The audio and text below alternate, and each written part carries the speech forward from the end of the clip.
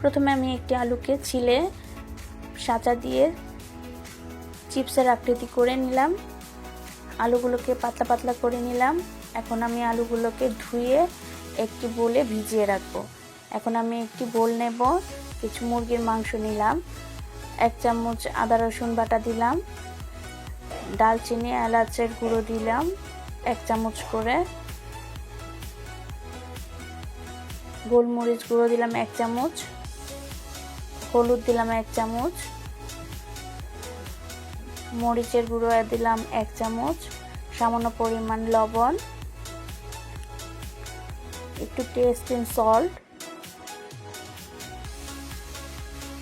এখন দিয়ে দিলাম 1 চামচ কর্নফ্লাওয়ার, দিয়ে দিলাম সামান্য পরিমাণে চিনি, বেসন 3 চা চামচ,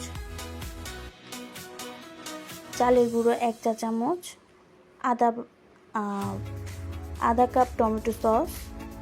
আমি এখানে 1 পিস রসুন ছেঁচে তেলের সাথে মিক্স করে সেটাও দিয়ে দিয়েছি। এখন আমি ভালো করে এগুলো মিক্স করে নেব। ভালো করে মিক্স করে আমি বাকি যে আলুগুলো ছিল সেই আলুগুলোকে এটার সাথে মিক্স করে নেব। একটু ভালো করে মিক্স করে নেওয়ার পর ঢেকে কিছুক্ষণ রেখে দেব।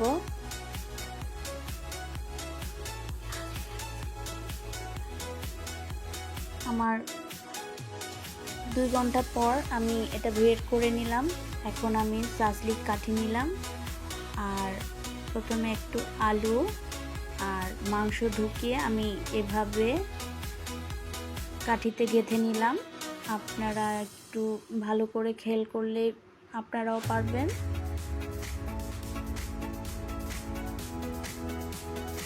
এক পিস আলু আর 1 পিস মাংস ঢুকিয়ে আলুটাকে আমি উল্টিয়ে আবার ঢুকিয়ে দিয়েছি।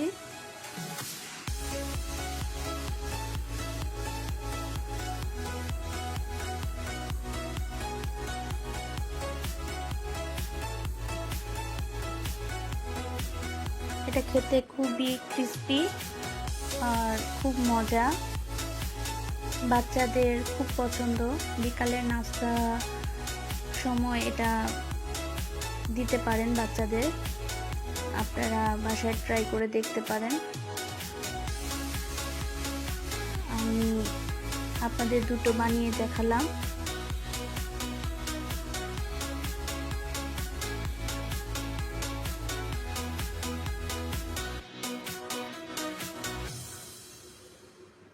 আমার একে একে সবগুলো করা হয়ে গেছে। এখন আমি এগুলোকে তেলে ভেজে নেব।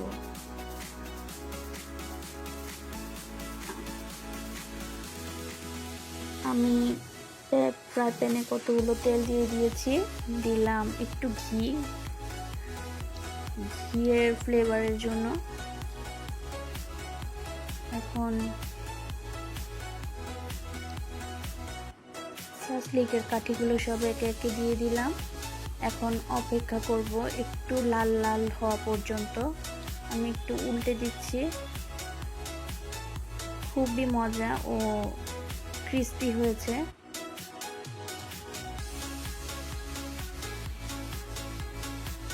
আমার সাসলিকগুলো হয়ে গেছে, দেখুন কত সুন্দর হয়েছে। আমি বাচ্চাদের জন্য ভালো করে ডেকোরেশন করতে পারিনি, বাচ্চারা খাওয়ার জন্য আমাকে ডিস্টার্ব করছে। তো আপনারা চাইলে বাসায় বানিয়ে নিতে পারেন। আসসালামু আলাইকুম।